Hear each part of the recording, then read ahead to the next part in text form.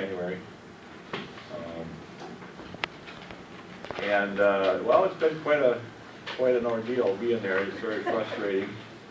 You know, what I've been doing really is, you know, reading the legislation as it comes up and trying to decide the best way to deal with it in relationship to how it affects us here in northern Michigan. You know, we get a lot of input from people in the district. You know, we've had 18,000 emails, you know, 13,000 letters, and, you know, a lot of input from people. And I take it into account as to when I'm making these votes. And you know, I get criticized on how I vote. I mean, one way or the other. And really, I don't think I take that partisan of a stance. I think my main issue is jobs, really. I think the most important thing that I'm trying to do is promote policy that will create and keep jobs here in Michigan. And it's my belief that the policy of the federal government through excessive regulation and overspending is making it difficult for people in business to create jobs. You know, the government is spending, for every dollar they spend, they're borrowing 42 cents. And when that degree of overspending and that amount of deficit, people in business know that will not be sustainable in the long run, and they're afraid what's going to happen. They're afraid their taxes are going to go up. They're very fearful their health care costs are going up, as you may know. Health care costs, insurance costs are going up every year. And until I don't believe that we're going to have an improvement in our economy until we get the government spending under control. So I've been going around the district, you know, like just 5 minutes of slides to show you my perspective. Some of them you may have seen before, and get your input as to what you think we should be cutting things. And that's why I'm here. I'm just going to take a few minutes to do this slide, then I had sent around a little questionnaire to kind of give you some idea of the issues that we face in Washington, and then kind of answer some questions about maybe some misconceptions of where the spending occurs. So this is the federal debt problem. We've had a deficit. Okay, this is the amount of deficit every year from from 04 going forward. So under Mr. Bush, we had deficits as well. You know, he had a 400 billion, 300 billion, and the last year in office he had a deficit over almost $500 billion. But we weren't very happy with Mr. Bush as far as his spending is concerned. Under Mr. Obama, the deficit has gone up even higher. In 2009, we had, you know, in 2010, we've had $1.5 trillion deficits. And these are the deficits projected under Mr. Obama's budget for the next 10 years. You know, $1 trillion deficits going forward 10 years. You know, on top of the $14 trillion we already owe. Well, this, in my opinion, is something that, you know, you and I can't do. We can't spend 40% more than we take in every year, and neither can the federal government. So we've always had debt in this country to some degree. You know, we've had debt held by the public as a percentage of the gross domestic product. You know, the gross domestic product is the sum of all goods and services produced in this country. And you know, during the war, we had a deficit of 100% of our gross domestic product. And then after the war, you know, we had to pay for the war. And then after the war, it went down. During the 80s, Mr. Reagan spent a bunch of money on the Defense Department, and then that raised our debt. And then in 2010, we were about there. But this is our projected debt under current policy. So by You know, right now, we're nearly at the 100% gross domestic product level, and under current policy, our debt is projected to do this, unless we change something. This is a slide that demonstrates that, you know, 40% out of every dollar the government spends is borrowed.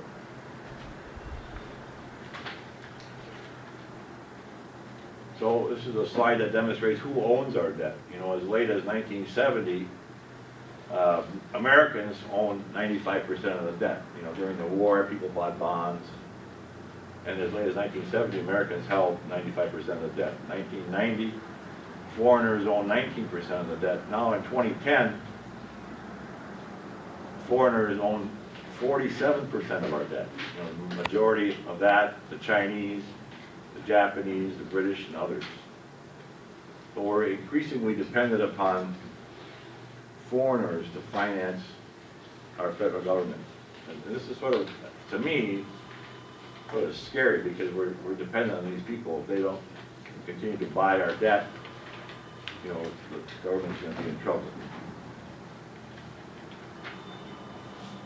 How does the government spend your money?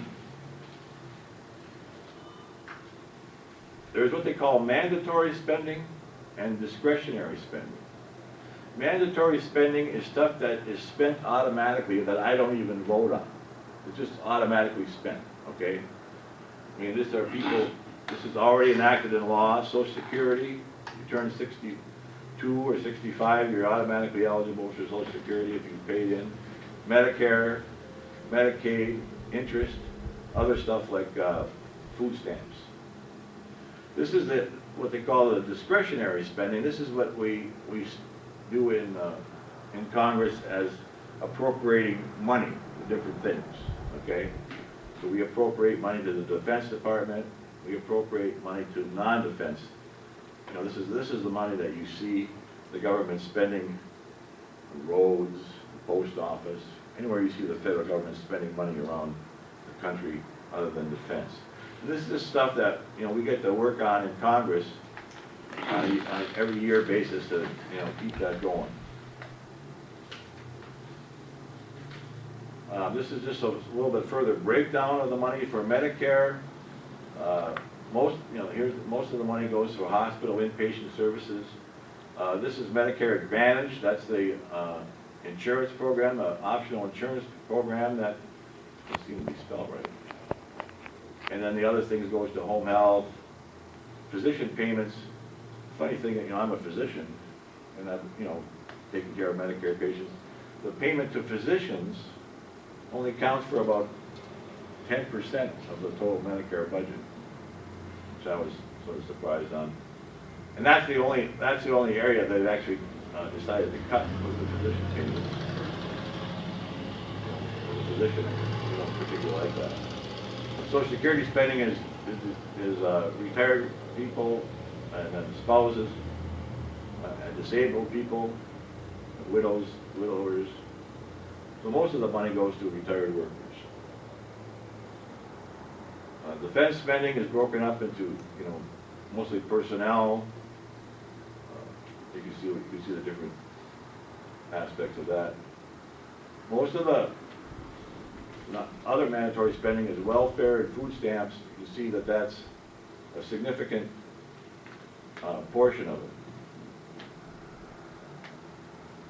People talk about cutting foreign aid to solve our deficit problem.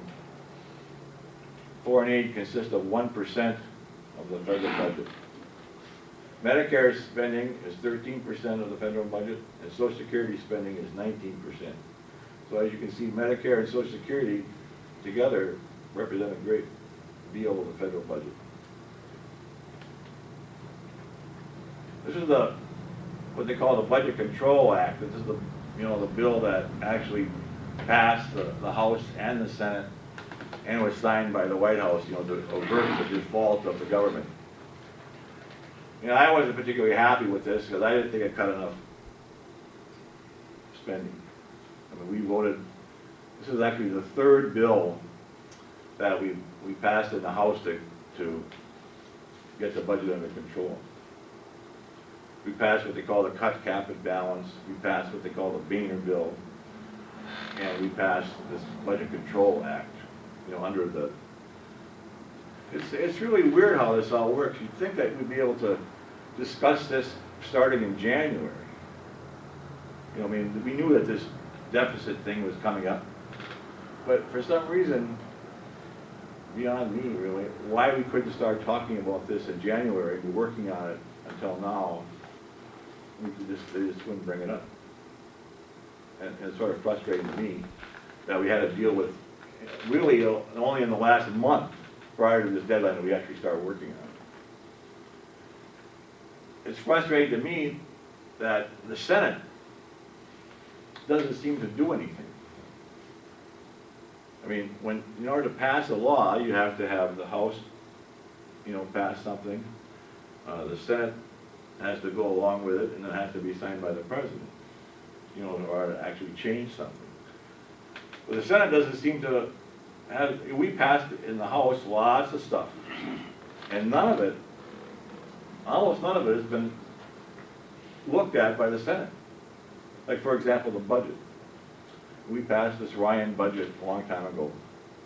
And you might say it's not perfect, or you don't like it, or you do like it. You know, I thought it was pretty decent. But then the Senate is supposed to pass their budget. All right? And then the two houses are supposed to come together and then, you know, argue about it and make some sort of a compromise to get something where they both hammer something out, and then it goes, you know, then they both agree and they pass it and it goes to the President. That hasn't happened. That hasn't happened in anything that we've done since I've been in Congress. All right? What's happened is, for example, with this cut cap and balance, they tabled it. They didn't discuss it. They didn't pass their own bill so that we could see where they stood and then argue about it, hash it out. They just tabled it. And it's been very frustrating on my part, because I voted on a lot of stuff in the House. You know, I voted to repeal Obamacare. I voted to stop the requirements for the light bulbs. You know, I voted on, you know, hundreds of bills, and none of it has been enacted in the Senate.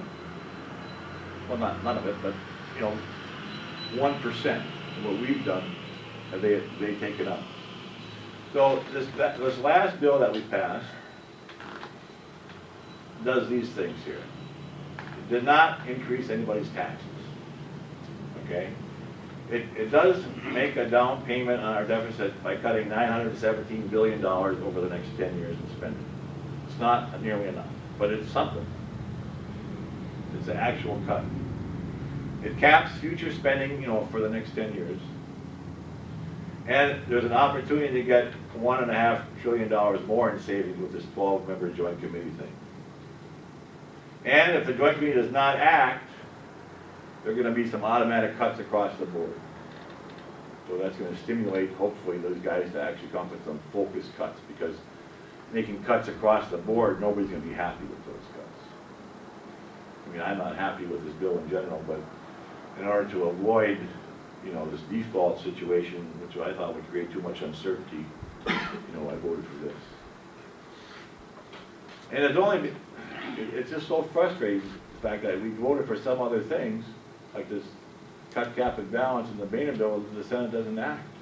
And only under the, you know, the deadline is coming down to this, you know, default. What is it going to mean? Some people argue it's going to be disastrous. Some people argue it's not going to really matter. But there's a lot of uncertainty there. And frankly, the reason I voted for this was that people I talked to in the district, especially employers, they're saying, you can't let this go into default until there's too much uncertainty there. I owe the bank $1 million. If this causes my rates to go up, you know, I'm going to end up laying people off. So whenever I vote, really, the bottom line comes down to how is it going to affect jobs. So I ended up voting for this because I didn't want to see the government default. We did get some cuts. We didn't raise taxes. And, you know, it's not what I wanted, but I'm not sure that being absolutely adamant to say you're going to shut the government down because you don't get exactly what you want is the way to do it, you know. So that's basically what I wanted to say. You know, I'm here today to ask for your input as to what you think we should be cutting. This is the website for your congressional office. Go to there and you can put in, see how I voted on stuff. I'm sure you're not going to agree with 100% of the stuff I voted on, but I can tell you this, that I read all the legislation. I think I understand all the legislation that I voted on, and I try to vote in a manner that represents the thinking of Northern Michigan, as far as I can tell. So if you go there and put your email address in, or if you signed in and left me an email address, I will send you periodically an update as to what I'm doing. And then I think that, I don't know about maybe we should just go over that questionnaire. Where's the questionnaire so I can remember what the question. Sometimes you might be surprised as to what the answers are. So I just thought we just had these kind of questions that we put out there to get an idea of where you guys are at. So we just put these together. And like, for example, question 1, we already answered that question in the slideshow. The government borrows, 40 cents for every dollar it's spending.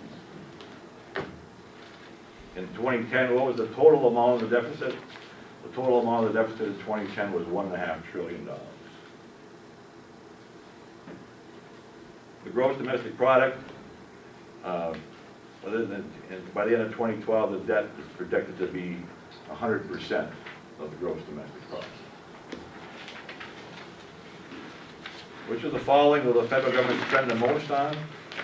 And this is something that a lot of people don't realize, is that health care is the thing that the government spends the most on. True or false, if we roll back the Bush tax cuts to all Americans, we could balance the budget. That's false. Question 6, the top 10% of all wage earners in America pay 1% of the personal income taxes. What are the answers to that? Let's say 70%. So people who are the top 10% earners pay 70% of all personal income taxes. Another interesting statistic which I find amazing is what percentage of Americans currently pay no personal income tax? That's 47%. In 1940, there were 159 workers for every Social Security beneficiary, and in 2009, there were only 3 workers for every Social Security beneficiary. So, one of the controversies going forward, of course, is what's going to happen with Social Security and Medicare. And the House plan has been such to change the system so that nobody at 55 years and older, or 55 years of age or older, has any change to the benefits whatsoever. But then people 54 years of age or younger, the plan needs to be changed to reflect the fact that there's not enough money. And instead of being a defined benefit plan, it needs to be more of a defined contributions plan. You're talking Social Security or Medicare? Social Security. And the same thing is true with Medicare as well, because leaving the system the way it is now is going to bankrupt the system, and it needs to be changed. Put people have responsibility for their spending. I don't know the best way to do it.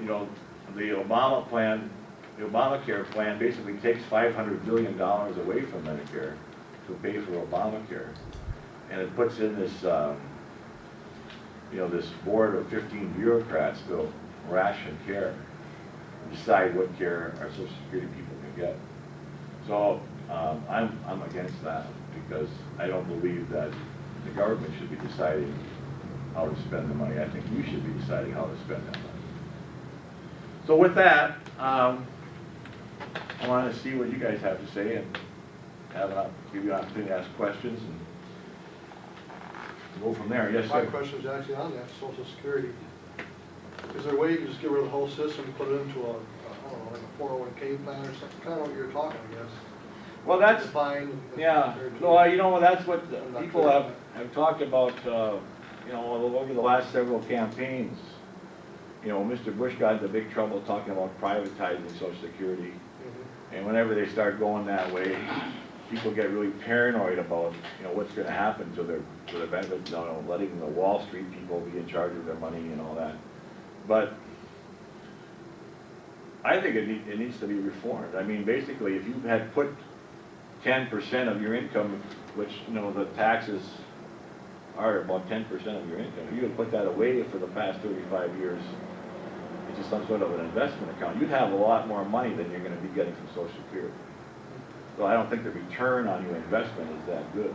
I guess my question is, how would you mentioned the age, 55, I think it was. I'm just curious how that would even work. Well, you know, that's just a proposal. Yeah. Okay, and not everybody's happy with it. No. But unless we change the system somehow, some way that we can actually get some legislation passed, you know, I don't mind it to hear what the Senate has to say, or the Democrats or Republicans. I just want a plan that works. Sure. That makes financial sense, okay? And I don't really believe that raising taxes is the way to do it. Now, I agree that, you know, some of these people complain about General Electric paid no tax last year. Well, I don't believe that's correct. I mean, I don't believe that we should be doing stuff like that, giving tax, you know, excessive tax breaks to people. But there's got to be a fair system where, you know, I don't think this is a time to be raising taxes. I'm not saying that our tax system is great, that it couldn't be reformed. You know what I mean? I'm all for that, but let's do something. Let's see the Senate pass something. Let's get something more moving here. Right now, it's just all talk and nothing's even. It's very frustrating. Yeah. Like I say, we passed all kinds of bills in the House, which have just died in the Senate. So let's talk about it some more. Let's actually have them do something. But instead of, you know, it's very frustrating because when the Senate doesn't do that, they don't have a bill. That's how we get into these backroom deals. Okay? Now, this budget that we passed it in like March or April, this Ryan budget, which everybody complained about. Well, if the Senate had put out a bill of their budget, then we'd be talking in committee for the past several months, all in front of the American people would have access to all that information instead of under the gun of a shutdown in 2 weeks that the leadership, because the Senate hasn't done anything, has to get together and scramble something together they throw in front of our faces 48 hours before the deadline, and we have to decide to vote on it, yes or no, like within 48 hours. Well, I hate that. 'Cause I'm trying to read through, you know, 300 pages of stuff in 48 hours. What does this all mean? My staff's all reading it. We're trying to figure out what to do. Well, this should be decided over a period of months or a year. You know, and have it all out in front of the American people. Instead of the Senate just tabling it. Not even voting on it, not even coming up with their own plan so we can argue about it in front of the American people. That to me is very frustrating. You know, people on the right hammered me for voting for this cut cap balance, or this Budget Control Act. Well, you're not, you know, you're not trying to cut budget enough. Well, I just wasn't going to risk this default thing when people are telling me that jobs are on the line. And we got to be talking to the Senate. We got to be working with the White House. I just want to get stuff done. I just want to see our economy improve. I just want jobs. Yes, sir. Okay, I already had on, I wasn't aware that you had 55 proposal. You're not changing Medicare or Social Security for people 55 and older. Because they're kind of stuck already. I mean, they don't have much wiggle room to make changes. And so I like that proposal, just as a kind of a... Yeah, well, like I say, I'm just trying to get something done on a reasonable terms without affecting those people that have already been paying in all their lives with the expectation they're going to get something, and then all of a sudden at the last minute when they're at a certain age, they get that pulled off from under them. I'm in that category. You know what I mean? I'm 59. So, you know, I don't particularly want mine taken away from me either. But I realize that something has to change because the system as it is will be bankrupt. And I'm trying to find a way to do it. I'm willing to listen to anybody who has an idea. Is there also proposals to possibly raise retirement age for Social Security and Medicare? Right, there is that. 67, 68, 69. Right, well, one of the alternative plans is to change it, like say if you were 54, to add 3 more months of work, okay? In other words, you don't get your Social Security until you're 62 in 3 months. And then for the next year, 62 in 6 months. So that gradually, it increases over time, and that savings, will accumulate as time goes by, so that eventually that age goes up. It doesn't affect everybody right away. You end up working 6 months more, you know what I mean? So there's all kinds of different alternative ways of doing it. And I'm not saying that, has to be this way as far as I'm concerned. It just has to be somehow, we can't be affecting people that are depending on this who have already in retirement, or, those people close to it, and it shouldn't be a dramatic change. It should be something that's fair, and I don't particularly complain to have the best plan, but let's make sure that it's fiscally responsible. I mean, this 40 cents that we're borrowing every dollar, that's gotta be changed. Because it's the jobs. It all comes back to the jobs. When they're spending this much money, who's gonna be investing $1 million here in northern Michigan, or $1 billion for a new mine, or, you know what I mean? When they don't know if the rules are gonna change. I mean, I was just talking to some of the county commissioners, the road commissioner guys, about Corps of Engineers of the United States is telling them they can't clean out their culverts. Are you kidding me? So they're gonna be sued by the Corps of Engineers for cleaning out their road culverts because it doesn't comply with some Endangered Species Act. Are you kidding me? So the regulations of the government are affecting people right here, in St. Ignace. So we just need to have them cut back a lot of that. Yes, ma'am. I don't see the big deal about changing that age, because I was born in 42, we had to wait 3. Can she speak up a little bit? I said, I don't see the big deal about changing the age, because I was born in 42, and I didn't get my Social Security at 62. I had to wait 3 or 4 or 6 or 9 months longer. It's already in effect. Well, what I'm saying is that it has to be changed somehow in order to make it fiscally responsible. And, I'm happy to try to work something out with, get the bill actually passed. The Ryan plan changes it in a way that the people who are on the 55 don't have any change. Well, I'm happy to listen to some other plan, but just come up with a plan and put it on paper so we can talk reality instead of, people bashing our idea without having an idea of their own. So, yes, sir. Are there any other medical plans out there besides Obamacare? I mean, it seems like I think my healthcare costs right now are about the same as my pension. And my daughter had some medical issues, and I watched the cost of her medicines double. And it just seems completely out of control. And so I'm not whether I'm for or against Obamacare. It just doesn't Right. seem like there's anybody else out there doing anything Well, to control them. Well, here's my, I've been involved with healthcare all my life. Yes, that's why I Okay, think you're a good guy to talk to. I've been, taking care of Medicare patients. I've been taking care of private pay patients. Really, the problem with healthcare, in my opinion, has to be solved in the marketplace.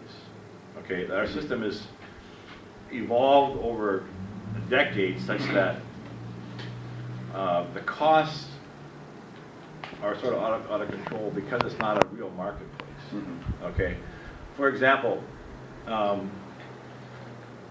when you shop for a plumber, okay, you're going to shop for price, for quality, for accessibility. And you're going to go to this plumber because he's good. He's got a good reputation. And you're going to decide who to get by that. When you shop for a doctor, the cost of it doesn't seem to come, isn't a big part of it. Mm-hmm. You know what I mean? Because you end up paying a deductible, which is going to be a set price for you, no matter where you go. Even if one guy charges you $2,000, another charges $1,500, you're going to pay your $200 copay, and it doesn't really matter what the other charges. So there's not a real marketplace there. You're not shopping for your mammogram. If one mammogram is $70, another mammogram is $150. You have a small copay So there's not a transparent market like there is with anything else. And only the marketplace are you gonna be able to decide what the true cost of that medicine is. You know, for example, I would charge $2,000 for an appendectomy, okay? Well, how do I come across that charge? The only way I come up with that charge is whatever we charged in 1983, I'd add a cost of living allowance to that, like 2% every year. And that ended up being what my charge is. And not that it was based on competing with other surgeons, okay? But nobody ever pays me $2,000. Okay, I mean, Blue Cross paid me $800, Medicare will pay me $300, and Medicaid will pay me like $180. So, you know, for that same appendectomy. So that doesn't, what I charge and what the market pays me is not, you know, is not due to the market, it's due to some third-party person making the rules. So there's a lot of costs there that aren't right, because some third party is making all the rules. You know, in medicine, for example, to cut this mole off my hand here, I charge like $100 for that. All right, but a lot of guys won't do it in their office because the Medicare, for example, won't pay the $40 fee for the instruments. You have to pay for the xylocaine, the suture, the kit. They won't pay for that $40 kit in my office. So a lot of doctors will just do it in the hospital where the Medicare will pay the $1,500 charge for the kit. See, Medicare will pay the $1,500 to the hospital for that same kit, but they won't pay me in my office $40 for the kit. Well, that adds $1,500 to the cost of cutting this mole off. There's a lot of rules like that that aren't market-based, and that has to be the solution to that problem as far as I'm concerned. And we're in the House, we're working on, you know, I'm in the Doctors Caucus, we're trying to put a bill together to look at this transparency, to require doctors to list their fees. I mean, you can call a doctor, he'll tell you what his fee is, but nobody really does that. And I think a health savings account where part of your, you know, you have the money in the health savings account where it's going to actually cost you money out of your health savings account to do all this stuff is going to, you know, make a difference. And a lot of this health insurance stuff is overdone. You know, for example, your car insurance doesn't pay for an oil change. So if your car insurance paid for an oil change, it'd be pretty damn expensive, wouldn't it? But your medical insurance will pay for a routine blood test. So maybe if you know what I mean, if you were paying for your own routine blood test, your health insurance would be so expensive. And then you'd be shopping for where the cheapest blood test was too. So that would bring down costs. So it's stuff like that really has to be done in that market. And not that it's going to be easy, but having the government pay for everything doesn't work either. Would the private insurance have paid the $40 for that kit, or would they have also sent you to the hospital for $15? Oh, they typically won't pay for it either because they follow the Medicare guidelines. So it's not just the government, it's both, it's the whole structure. Yeah.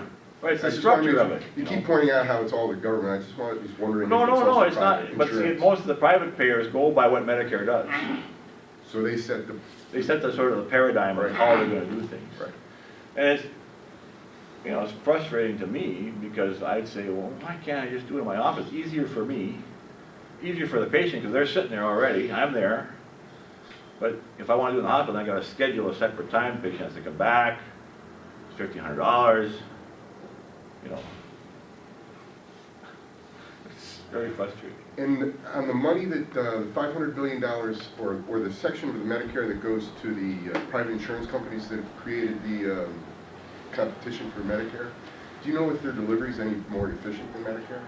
The Medicare Advantage actually is much better than standard Medicare as far as the bang for the buck. So We found that's what the Ryan plan was wanting to do, is to make Medicare, make more like Medicare Advantage, so that people have a choice in what they're getting.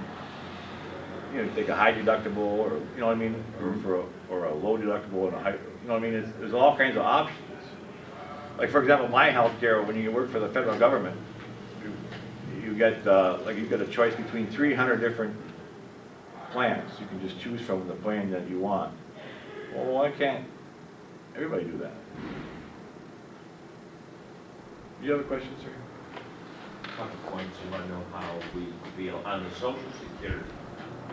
I think, I don't know the exact age, you have to decide that, but we want to be very careful about the government, again, breaking its word to people, that they promised over the years. People are really getting word broken, whether it's private pension funds. The government has disappointed enough by not doing things they said they would. So I think we should be careful, like you're saying, people at a certain age not changing the rules of the game. That's the point about Social Security. Secondly, on the health care, it's pretty evident that if you give a program to the government, because there's no personal incentive, that the government has a harder time to do it economically than private will. So I strongly believe we should keep the government out of health care. It will only lead to more and more waste. We already know the waste in Medicare and Medicaid. We need to try to keep the government out. And lastly, back in the Senate, am I correct in this statement that the reason that the Senate has not dealt with a lot of the House bills is because the chairman, Senator Reid, has control over what goes on the agenda? Is that basically an accurate statement? Well, the leadership in the Senate is the one that decides what to bring to the floor. Now, the leadership. And apparently there's a lot of, it's a mess apparently over there. A lot of the committee chairmen haven't done their work as well. You know, where like the budget committee in the Senate, the different committee chairmen Okay. haven't done a lot of the stuff they're supposed to do. I'm not sure exactly, because I keep asking, you know, the House leadership. I said, like, Mr. Boehner, what can we do to get them to do their damn work? You know what I mean? And what does he say? He said it's a mess. He just said it's a mess over there. Their whole system is sort of broken in the Senate. Maybe it's because of the leadership. I'm not exactly sure what it is, to tell you the truth. From your assessment, do we know that it's a political item, meaning the House changed to Republican control, more conservative thought, and they are churning out a whole lot more productivity than the Senate? Well, Do I wish that we would, I mean, I'm much more conservative than Yes. the Senate as it is now, and the But president. is the But I would wish the Senate would go Republican, of course, because I think that they're not willing to cut spending. I mean, with this fight that we had over this cut, cap, and balance, and this whole process of not doing anything till the deadline, and then having the guys go behind the closed doors and then have to work something out and then throw it in front of us with a week to spare or 48 hours to spare is just the wrong way to do it. American people are sick of that kind of, they're sick of this. I mean, I'm sick of it. Aren't you sick of what's happening in Washington? Where it comes down to the wire and then there's, you know, you have to, I'm just sick of it. And I think that they should do their job. And for whatever reason, you know, we have to tell those people in the Senate to do that, you know, write your senator's letters. Can't, but I still don't have quite, maybe you can't answer this way. Senator Reid won because in his state, a very, very conservative, extreme senatorial candidate was nominated and therefore didn't win. If a Republican senator had won and taken Reid's spot, could that by himself, could he say, this is on the agenda, we're going to deal with it. This is on the agenda. I don't understand how you can have a chairman when you've got a nation in crisis not say, we're going to have this on the agenda. Well, hey, That's what. I understand your frustration. No, I'm as it's not frustrated as you are. Am I right that I that guess, Terry Reid has the power to say, Well, I don't hey, know. folks, we're going to deal with this issue? I'm not exactly sure Okay. of the rules there. See, you know what I because mean? I'm Chair of Sheboygan County, as you might know, okay? If I want something done in our party, I can get it done. Not done, that's wrong. I can get it on the agenda. I can make sure we deal with an issue. Well, I'm sure It's it's- hard for me to understand how the United States Senate cannot have somebody who's in charge get something on the agenda. And if that's true, my adjunct to it is The Republican Party should dump whatever money it takes to get Reed out and get somebody in who will make business flow. Well, Because Reed's not doing it, he's just. well, I agree that, I He mean, that's takes one the of one of the primary points of my presentation here is my frustration with the Senate. Because, I mean, we've passed, like I say, I don't know how many votes I've had, hundreds? We vote every day when I'm there. So, I mean, we, you know, between 3 and 10 times a day, so, I mean, I must have had hundreds of votes. And most of them end up dying. You know, we pass something in the House and it just dies. But what you're telling me is you aren't exactly sure who has. Well, he's a Senate Majority Leader, I'm sure he is ultimate, but it comes to votes, I mean, they'll bring it to a vote to table this stuff and it passes. So, I mean, the whole people that voted for it, I don't know who the people were that Okay. voted for it. I mean, you have to look at the record and see who exactly, it might have been along party lines, I don't actually know for sure exactly how it went, you know. And my last point is, as a junior congressman, I think you're doing a good job. You're trying hard. And Well- stay at it and just stay focused. I don't pretend to have all the answers. And like I said at the beginning, it's more about the process Yeah. for us. It's about reading the legislation, listening to the emails and what people have to say in the district, and voting the way I think, you know, represents us here in northern Michigan. And like I say, if you look through the votes, I don't think there's anybody here in the room that will agree with every single vote I made, because believe me, people think I shouldn't have voted for this, or I should have voted for that, or, you know what I mean? And, you know, if you can agree with at least the majority of the stuff, then I'm pretty happy. Yes, sir. We talked a lot in the last few minutes about receiving Social Security. I just have I guess a point and a question on how you're going to raise the money to pay for Social Security. I'm a small business owner in Newbury, and we continually talk about raising taxes on the rich. I don't hear any impact of that because you can, without being too dramatic, you know George Soros, Warren Buffett, and the Kennedys aren't going to pay more taxes when you raise the taxes. The people that are going to pay those are the implied rich that make over $250,000 a year. And without going into small business 101, you understand that there's 14+ million small businesses in the U.S. Somewhere around 90% of those are subchapter S corporations.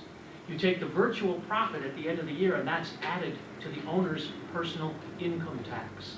That is virtual profit. I don't have it, couldn't spend it if I did have it, but I'm going to have my taxes raised. Thus, the impact that we keep talking of in Washington, the talk is we're going to loan small businesses money. I don't want to loan, Right. lower my taxes, increase my cash flow. And what people don't understand that don't own small businesses is that if you have a relatively successful year and someone pays you late, you get to get a loan to pay your taxes. Because I can tell you, the tax bill that's due corporate on 15 March isn't virtual, Congressman. It's as real as it gets. Well, I know, I agree with you. You know, a lot of the impact of this so-called raising the rates on people with $250,000 affects people with subchapter S corporations. And, you know, they end up having to not have that money to invest back into their business because, you know, that's where that money comes from, to reinvest in a new piece of equipment or, you know, hiring a new employee or to be able to keep your business moving.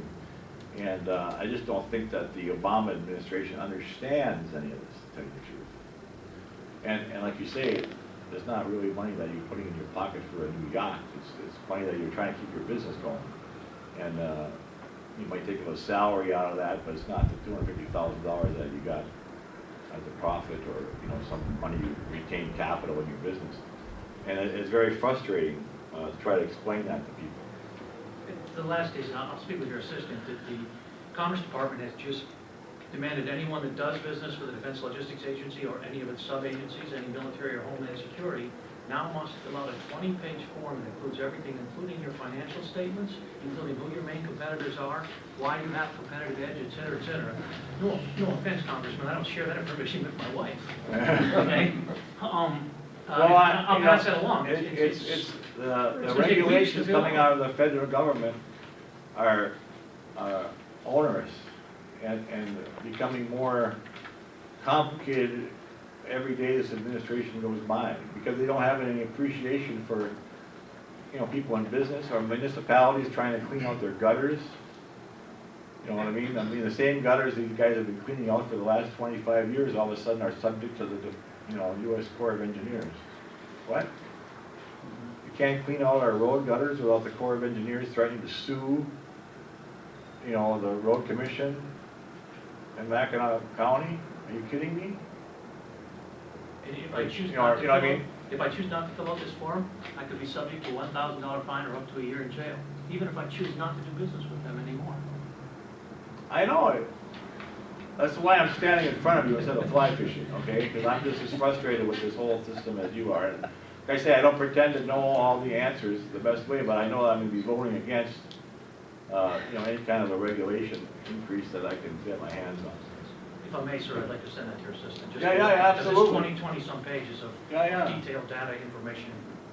Yeah, I'd be interested to see that. Larry will be here after the presentation for a while, you know, to take any individual issue. If you guys have any other individual issues you'd like to have us look into, Larry's gonna be here for a while, take down your contact information. And certainly you can call district offices any time as well about a specific issue that you might have with any of the federal agencies that you guys gotta deal with. Yeah, I think you were first, yeah. Well, this is kind of along the line of business, and I'm not a businessman, but one of the things I've read about that's bothered me is the Commodities Modernization Act in 2002. And if we're trying to get our businesses going and stuff, just in oil alone, it looked like this act allowed people to add $10 or $20 to the cost of a barrel of oil. And it just seems like something that should be gone if we want to get... I'm not quite familiar exactly with that individual issue, but you know, I'm happy to look into it further. Okay, well, I could maybe Yeah. ask Talk to Larry and bring me up to speed on it, because there's so many things out there I just don't Well, I have understand an that. idea. Here's a question that you may not be able to answer, and you may not want to, and either way, I understand that you can't. You must associate with some Democrats in the House. Sure. There seems to be around the nation a real growing frustration that our president is just not doing things. He is talking a lot, but he did not present a budget. He is not himself having his staff present solutions to answers, solutions for answers that Congress would think of. Can you answer this question? Are you getting any feedback from the congressmen, congresspeople, the Democrats? Are they feeling the frustration as much as those of us that are on the other side of the aisle? Well, I have a relationship with a few of the Democratic members. I mean, I just spent a day in Detroit with Hanson Clark and trying to get some, you know, working on common ground issues, you know what I mean? Like jobs. Sure. Is an issue that both Democrats and Republicans, you know, want more jobs, especially here in Michigan. And I'm trying to work with Democrats as well. You don't really hear them disparaging the president too much. No. Although Hanson and I did agree on, you know, the CAFE, the fuel efficiency standards for cars. Yes. The president recently has enacted standards of 54 miles to a gallon for U.S. cars and trucks by the year 2025, apparently. Okay? And the auto industry has no idea if that's feasible or not for their fleet. Okay? And Hanson and I both signed on a letter telling the administration, how can you be doing this when this affects jobs here in Michigan, and you're telling our people that they may not be able to sell cars because they can't meet your fuel efficiency standards. So there's a specific incident where all the Michigan delegation, Democrats and Republicans, wrote this letter to the president saying, what are you doing here? You know, this is illogical. because you're demanding regulations that have no basis in fact. You know, how, they don't have any idea how the cars are supposed to be manufactured to get that mileage, but they're demanding that mileage requirement from the automakers. And, you know, if you have that for your whole fleet, you know, that, which includes for our domestic automakers, a lot of trucks. It's just about impossible to compete against a Japanese automaker or a Korean automaker who doesn't have any trucks in their fleet. So, you know what I mean? So it makes us at a competitive disadvantage to our foreign competitors. You know what I mean? So I mean, there's that issue, and but you don't have too many of those guys going out there saying, well, the president's bad because he's their president. He's the. Well, I didn't think they would say that. Sometimes you can read between the lines, and you can get the feeling that. Well, I'm not gonna put words in somebody else's mouth. Okay. I mean, I That's can fair. tell you that one incident that, you know, the members of the Michigan delegation, both Democrat and Republican, signed a letter telling the president, you're wrong in this issue because it's about jobs. Thank you. Dan, you probably have time for one more question. Oh, okay. As a freshman, you may not be able to crystal ball, but, just having been in office 6 months or whatever you said, 7 months. How do you see the super committee of the Budget Control Act, that you had up on the screen, how do you see that playing out? Well, I'm not sure what's gonna happen, to tell you the truth. I think it's a ridiculous thing to do. But it's something the Senate insisted upon doing in order to get this bill to, you know, for them to agree to pass it. This is something that came out of this last-minute negotiations behind closed doors. You know what I mean? So in order to get this bill done, because Mr. Reed wanted this in there, then we did it. Now, you know, we do have 2 people from Michigan who are on that committee, so Michigan is pretty well placed. We got Fred Upton and Dave Camp,